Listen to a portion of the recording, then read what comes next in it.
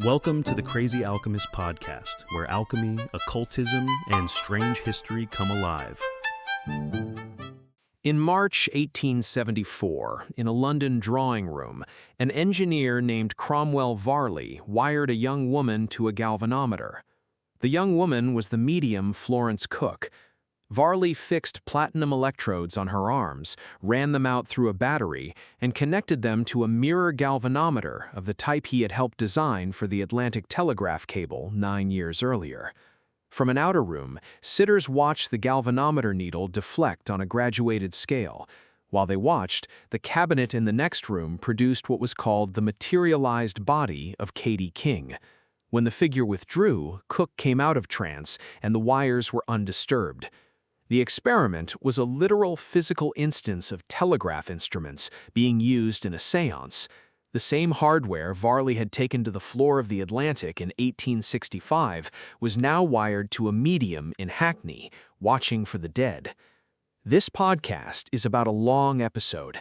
From the Hydesville rappings of 1848 to the death of Conan Doyle in 1930, the Victorian and post-Victorian spiritualist movement organized itself in the vocabulary of the telegraph. The press named the medium's code after Morse. The newspapers named themselves after the cable. The engineers ran their séances with the same instruments they ran the wires with, and the philosophers at Cambridge coined the word telepathy in lockstep with the wired imagination of communication at distance. The fraud in the séance room was real and well documented. The believers were people of intellectual stature, and the pattern that bound the two together was the technology of the day. Let me start at the beginning. The line that started it all is Friday, the 31st of March, 1848, in a small wooden cottage in Hydesville, New York. The family of John D. Fox, a farmer, had been hearing inexplicable rapping sounds in the house for nights on end. On the 31st, his daughters, Catherine, age 11, and Margareta, age 14, proposed a code. They would clap their hands a number of times and ask the rapping presence to copy them. The raps came back in matching count. They asked the presence its age, and the counting answered in raps. The girl's older sister, Leah, hearing of this in Rochester, took them in and the séances expanded. Within 18 months, the household was holding public demonstrations. The Corinthian Hall demonstration in Rochester on the 14th of November 1849 drew hundreds. Samuel Morse's electric telegraph had gone public 4 years earlier, on the 24th of May, 1844, with the famous transmission, "What Hath God Wrought?" from Washington to Baltimore. By the late 1840s, the wires were spreading across the United States, and the press was full of them. The vocabulary of dots and dashes and counted clicks was new, electric, and as a metaphor, instantly available. By 1851, the Spiritualist press was describing the rappings as spirits enabled through these mediums, or conductors, to produce rappings, like the magnetic telegraph corresponding to letters of the alphabet. The metaphor was explicit. The Fox sisters were the medium, the alphabet was the code, and the spirits were broadcasting on the wire. One technical detail rules out the modern image of Spiritualist Morse code. The Hydesville and Rochester code was alphabetical position counting. A was 1 rap, B 2 raps, C 3 raps, and so on through 26. It was not dot dash. The connection to the telegraph was rhetorical, not technical, but the rhetoric stuck. By the time the movement began publishing its own newspapers in 1852, telegraph was the word. The Hydesville cottage stood in a region that had already produced more religious innovation per square mile than anywhere else in 19th century America. Western New York, the so-called burned-over district, had nurtured Joseph Smith and the Mormons in the 1820s, William Miller's Adventists in the 1830s, the Shakers, and the Oneida community of John Humphrey Noyes. The Fox sisters were the next wave. By 1850, the movement counted believers in every major American city. Horace Greeley invited Kate Fox into his home in 1850 for testing. The New York Tribune published, P.T. Barnum hired the sisters to perform in his hotel. By 1854, the Society for the Diffusion of Spiritual Knowledge was meeting in New York City as the first formal American spiritualist organization. In May 1852, the first sustained American spiritualist weekly began publication in New York. Its name was the Spiritual Telegraph. The editor was Samuel Byron Britton, a former Universalist minister who had drifted out of the church into spiritualism. The publisher was Charles Partridge. From the first issue, the paper organized the movement in print. It carried letters from mediums across the country, accounts of sittings, theological speculation, exposures of fraud when the editors thought it useful, and announcements of meetings. By the late 1850s, the print run had reached an estimated several thousand subscribers. The paper ran until 1960, when it was absorbed by Andrew Jackson Davis's Herald of Progress. Bound volumes survive at the Library of Congress. In Boston, Banner of Light ran from April 1857 to August 1906, the longest-lived spiritualist weekly in the United States. Its editor, Luther Colby, kept the paper going for 49 years. It claimed circulations between 15 and 30,000, though historians treat those figures as inflated. In London, the Spiritualist began on the 19th of November 1869, edited by William Henry Harrison, and ran until 1882. By the time the British movement had its own organ, the American framework was 20 years old. Britton did not pick the name The Spiritual Telegraph by accident. His first issues laid out a program.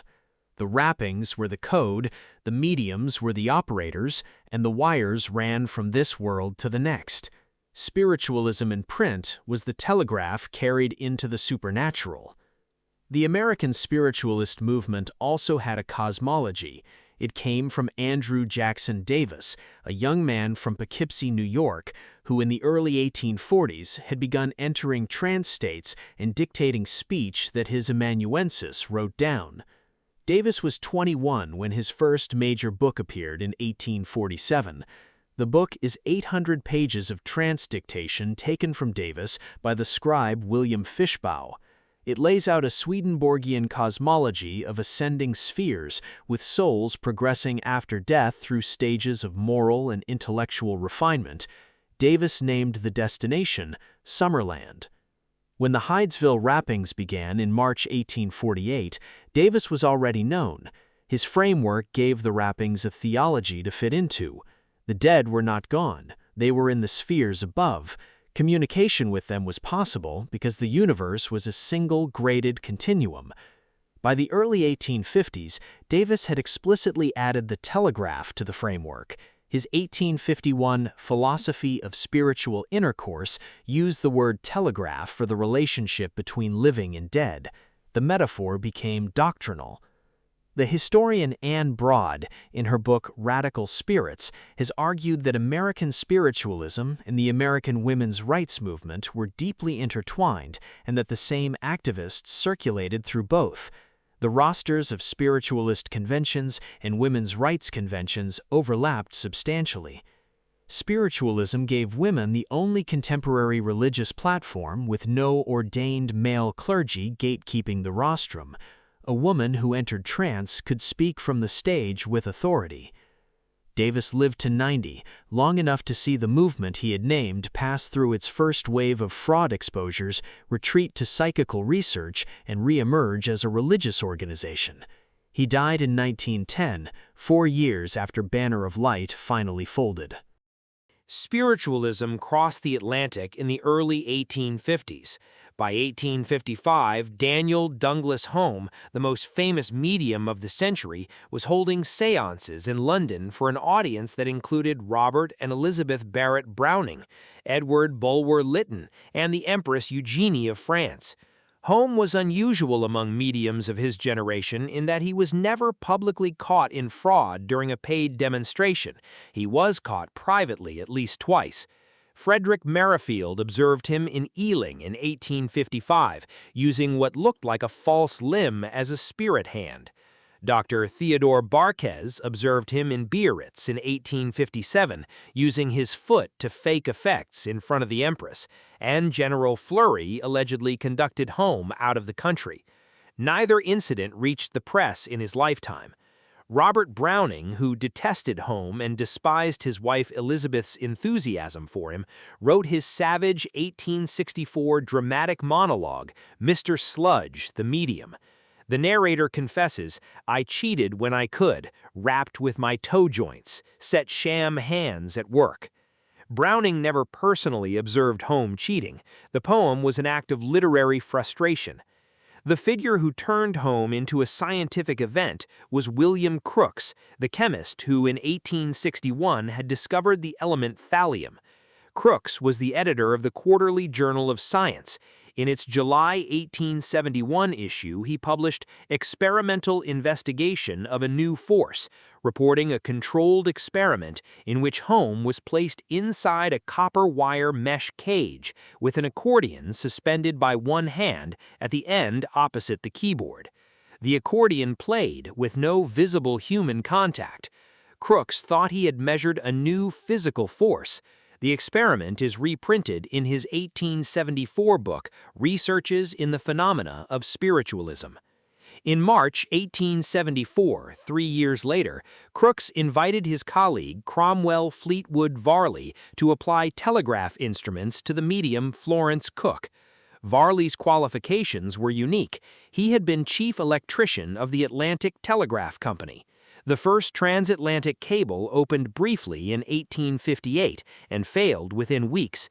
The durable cable that carried regular traffic was laid in 1866 after a further attempt in 1865. Varley had personally helped to design the mirror galvanometer that Lord Kelvin used to read the cable's faint signals. The mirror galvanometer was a small magnetized needle suspended on a silk fiber with a tiny mirror attached. A current passing through a coil around the needle deflected it. The mirror reflected a beam of lamplight onto a graduated scale. The scale gave the reader the current strength. It was the most sensitive electrical instrument of its day. Varley wired the same instrument to Florence Cook. Platinum electrodes were placed on the medium's arms. The wires ran out to a battery, and the galvanometer registered the current passing through her body in the cabinet. Varley sat in an outer room watching the deflection. He reported that the current ran continuously for the length of the séance, and that when Katie King appeared in another room, the current showed no break. When Cook came out of trance, Varley examined the wires. They were undisturbed. Varley published his account that year in the Spiritualist. The reading he gave it was that no human substitution could have occurred without breaking the circuits, and therefore the materialized figure could not have been Cook in disguise. Skeptics offered then and offer now the alternative reading.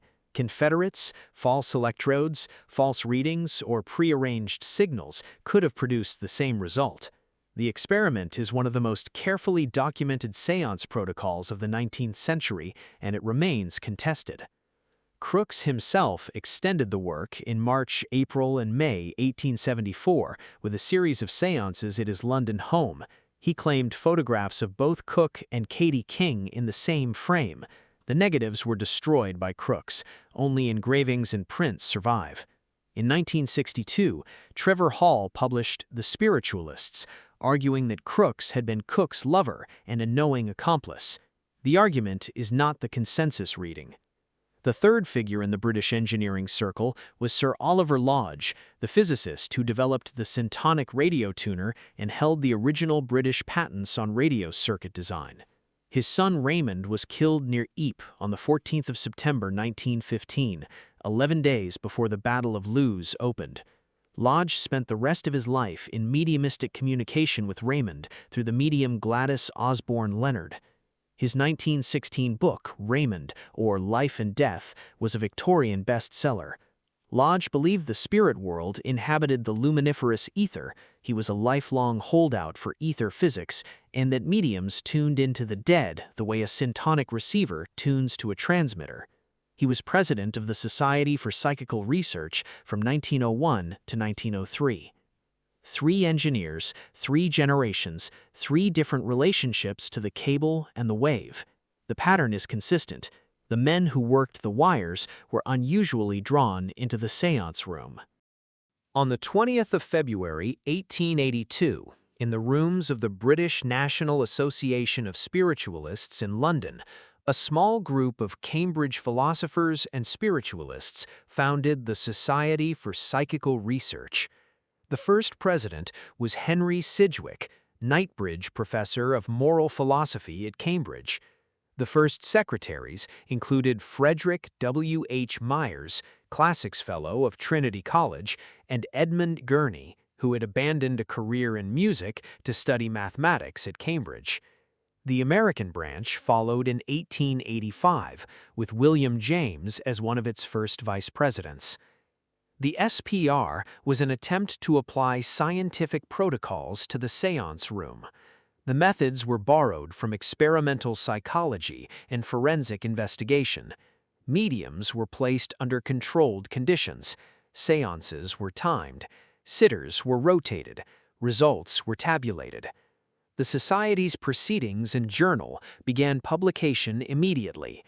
Edmund Gurney, F. W. H. Myers, and Frank Podmore co-authored Phantasms of the Living in 1886, a 1,400-page collection of cases.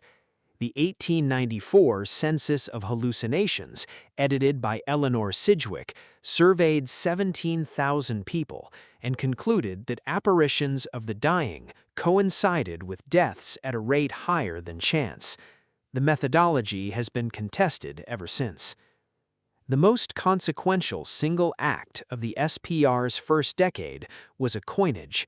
In 1882, in a paper to the Cambridge Sidgwick Group, Frederic Myers introduced the word telepathy. He took it from Greek roots, tele meaning distant and pathia meaning feeling, and used it to describe the apparent transmission of thought from one mind to another without sensory channel. The literary scholar Roger Luckhurst has argued that the word could not have been coined a generation earlier. The wired imagination of instantaneous communication at distance was a precondition for the concept. The telegraph and the telephone made telepathy thinkable. The wireless decade that followed made it propagate. Myers, William James, Henry James, Oscar Wilde, W. T. Stead, Andrew Lang, and the young Sigmund Freud were all entangled in a single discursive network around the word. Hodgson and his colleagues had a wide investigative reach. Richard Hodgson investigated Madame Blavatsky in Adyar, India, in December 1884, after the Coulomb affair exposed her use of Confederates. He published the report in the SPR Proceedings of December 1885, condemning her as one of the most accomplished, ingenious, and interesting impostors in history.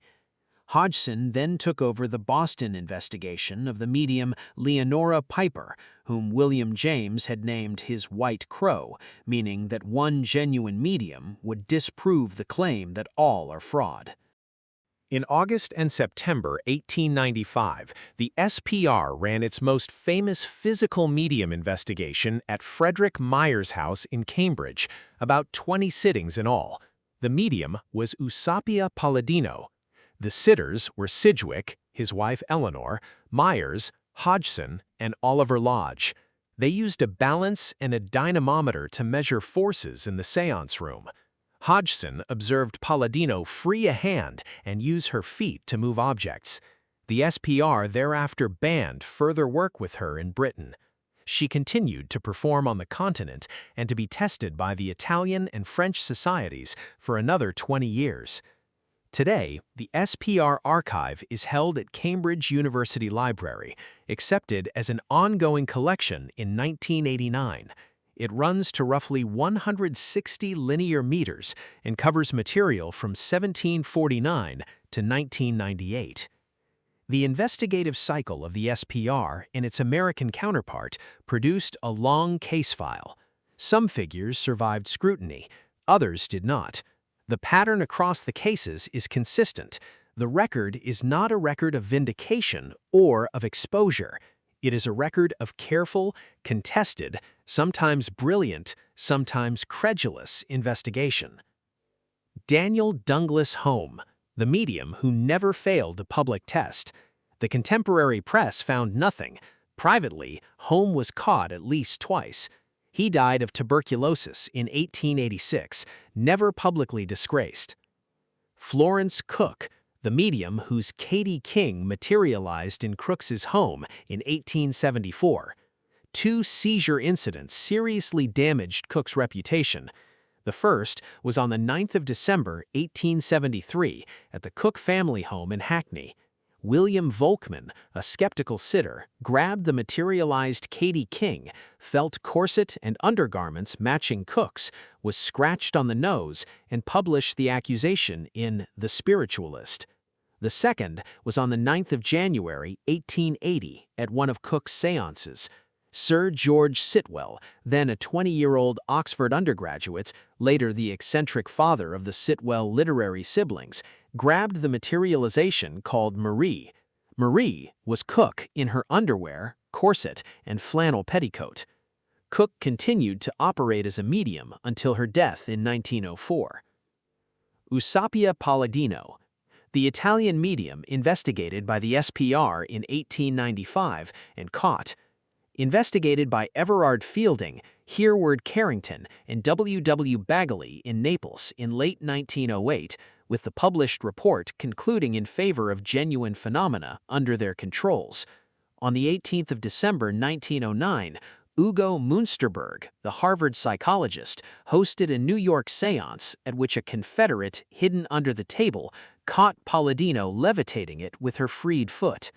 The Columbia University Physics Laboratory series of January to April 1910, organized by the philosopher Dickinson Miller with the magicians Joseph Rinn, John Sargent, and James Kellogg, confirmed foot and hand tricks. Palladino later admitted to an American reporter that she cheated when her sitters willed her to. Leonora Piper, the Boston medium William James called his White Crow. The 1888 to 1890 investigations by Richard Hodgson found a series of trance controls delivering information that, in James' reading, could not have been gained by ordinary means. The most famous control was the spirit of George Pellew, a real New York lawyer who had died accidentally in February 1892. Within a month, a Pellew persona began speaking through Piper, claiming to recognize sitters who had been Pellew's friends in life and to fail to recognize strangers. Hodgson published the case in SPR Proceedings Volume 8 in 1892, lightly disguising Pellew as George Pelham. A separate phenomenon emerged after Hodgson's own death in December 1905.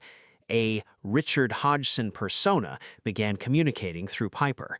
William James investigated and published a report in 1909. He did not commit himself either way. Margery, born Mina Crandon, the wife of the Boston surgeon Leroy Goddard Crandon. In 1924, Scientific American offered a $2,500 prize for conclusive psychic manifestations. The committee included the magician Harry Houdini. Houdini built a wooden box, the Margery box, that allowed only Crandon's hands and head to project, controlled by the committee members. He published a 1924 booklet exposing her techniques. The most damaging individual exposure came in 1932. Margery had produced wax thumbprints she claimed were impressions of her dead brother Walter. The psychic investigator E. Dudley demonstrated the thumbprint was identical to that of her dentist, Dr. Frederic Caldwell, who had supplied her with sample wax and dental materials. Helena Petrovna Blavatsky, the Russian-born co-founder of the Theosophical Society, investigated by Richard Hodgson at Adyar in December 1884. The 1885 Hodgson report condemned her as a fraud. A century later, in April 1986, the SPR published in its own journal a 50-year SPR member named Vernon Harrison, a professional document forgery expert and not a theosophist, with an essay titled J'accuse. Harrison concluded the Hodgson report was riddled with slanted statements and conjectures advanced as fact. The SPR did not formally retract the original report. Harrison expanded his essay into a 1997 book published by the Theosophical University Press. Both the original 1885 verdict and Harrison's 1986 attack on its methodology are part of the case file. The case file does not resolve into a single verdict. Some séances were caught immediately, others have never been satisfactorily explained, and the SPR record preserves the contest rather than closing it. Two figures fought the most public quarrel of the Spiritualist period in print: Harry Houdini, the magician, and Sir Arthur Conan Doyle, the creator of Sherlock Holmes, and from 1916 onwards, a public spiritualist. Houdini and Doyle had been friends. They corresponded warmly through 1920 and 1921. The fissure came on Sunday, the 18th of June, 1922, in Doyle's suite at the Ambassador Hotel in Atlantic City. Lady Jean Doyle, an automatic writing medium, sat with Houdini and produced 15 pages of writing she said came from Cecilia Weiss, Houdini's mother, who had died in July 1913. Houdini did not believe a word of it. The pages opened with a Christian cross at the top, and Cecilia Weiss had been the wife of Rabbi Meir Samuel Weiss. The text was in fluent English, and Cecilia spoke only German, Hungarian, and Yiddish. The séance took place on Cecilia's birthday, and the spirit of his mother had not mentioned it. Houdini sat through the session in respectful silence and left without saying what he thought. In 1924, Houdini published A Magician Among the Spirits. The book is a systematic exposure of spiritualist mediums of the previous 50 years, with chapters on the Fox sisters, Daniel Douglas Home, and Eusapia Palladino, and a dozen others. He included an account of the Atlantic City séance and of the Doyle's role. Doyle severed contact upon publication. Doyle responded in 1926 with The History of Spiritualism, 2 volumes. The book is a sympathetic survey of the movement from Hydesville onwards. It does not attack Houdini directly, but it is the answering monument. Houdini died on the 31st of October 1926 of peritonitis from a ruptured appendix. Doyle outlived him by 4 years. After Houdini's death, Doyle wrote that Houdini himself possessed psychic powers and had concealed them. The widow, Beatrice Houdini, who held annual séances at Houdini's grave for 10 years to test his promise to communicate from the other side, formally ended the practice in 1936. Houdini did not appear.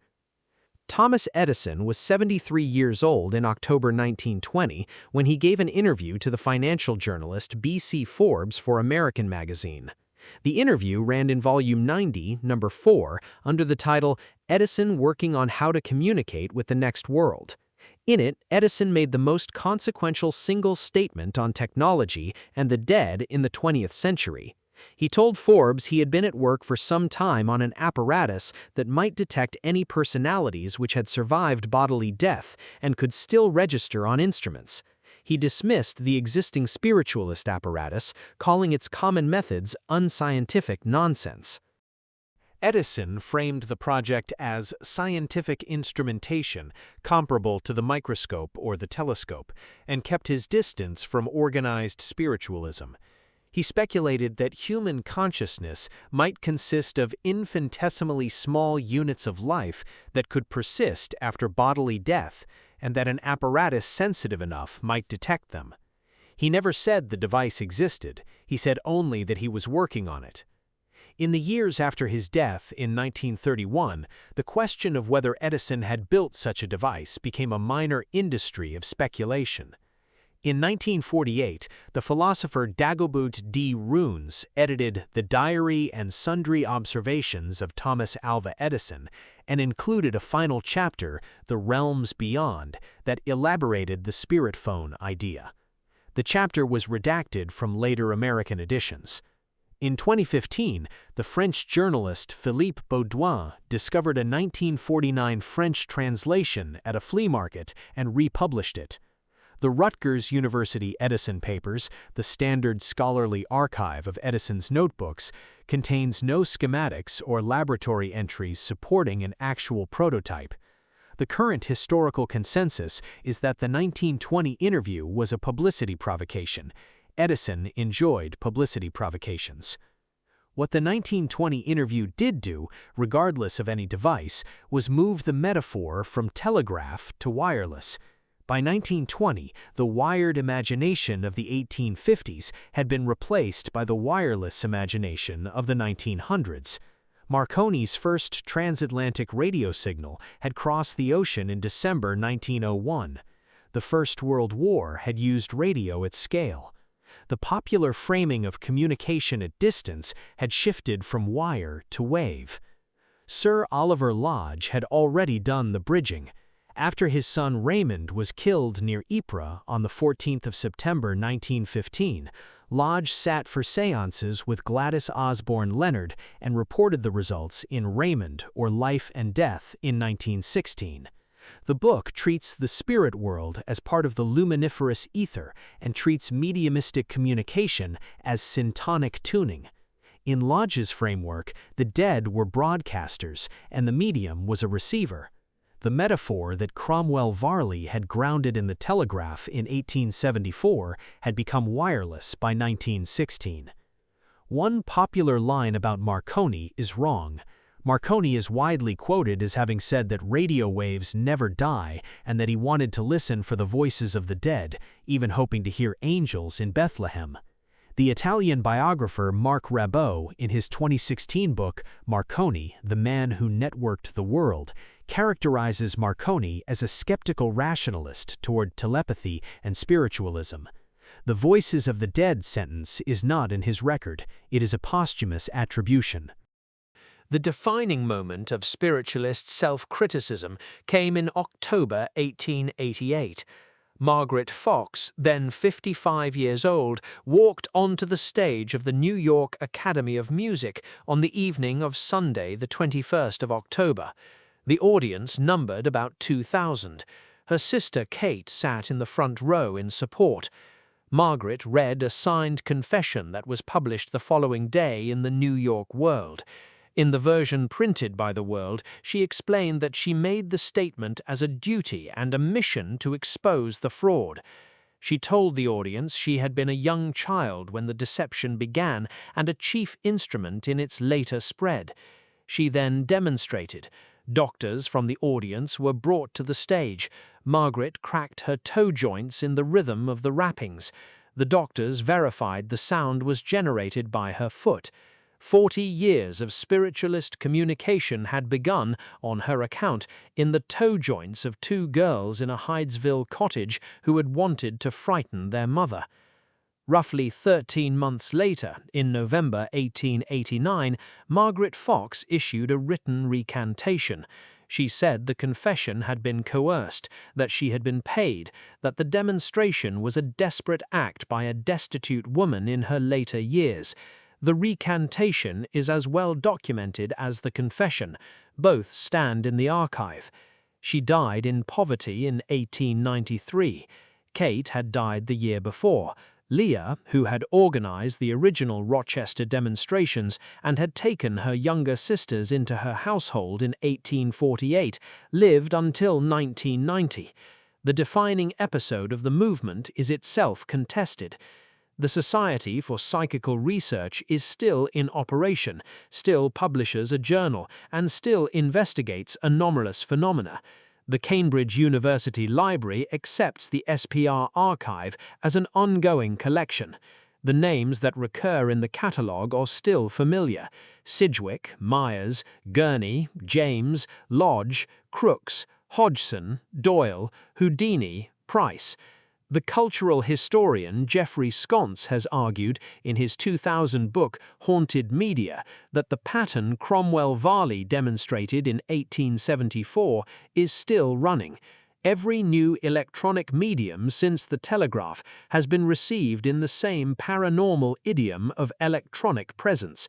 Telegraph in the 1840s, wireless in the 1900s, broadcast radio in the 1920s, television in the 1950s, internet from the 1990s onwards. Each technology reaches the popular imagination wearing the same clothes: the ghost in the wire, the voice in the static, the figure on the screen, the message from the unknown number. The cultural form survives the technology. Sconce's reading does not ask whether spirits exist.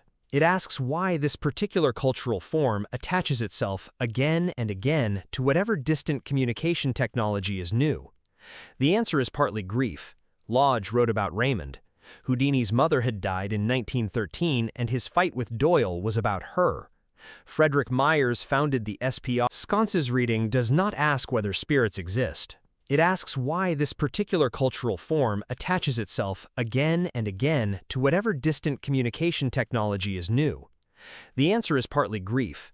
Lodge wrote about Raymond. Houdini's mother had died in 1913, and his fight with Doyle was about her. Frederic Myers founded the SPR in 1882 in part because his cousin Annie Marshall Elliott had drowned herself in 1876, and he wanted to know whether she could still hear him. Trevor Hamilton's biography, Immortal Longings, makes the case that the science of psychical research was inseparable from the bereavements of the people who founded it. The wire was a way of asking. Cromwell Varley's mirror galvanometer survives in museum collections of Atlantic cable equipment. The Hydesville cottage was moved to Lilydale, New York in 1916 and burned to the ground in a fire in 1955. The Fox sisters' graves are in Cypress Hills Cemetery in Brooklyn. The Spiritualist Church of Lilydale still meets every summer. The instruments and the archives are what survive. The question they were built to answer is the one we still have not closed. If you enjoyed this, the full article with images and the bibliography is on the Crazy Alchemist site, linked in the description. Subscribe for more long-form on the dark history of how science, technology, and the unexplained have crossed paths. Thank you for listening.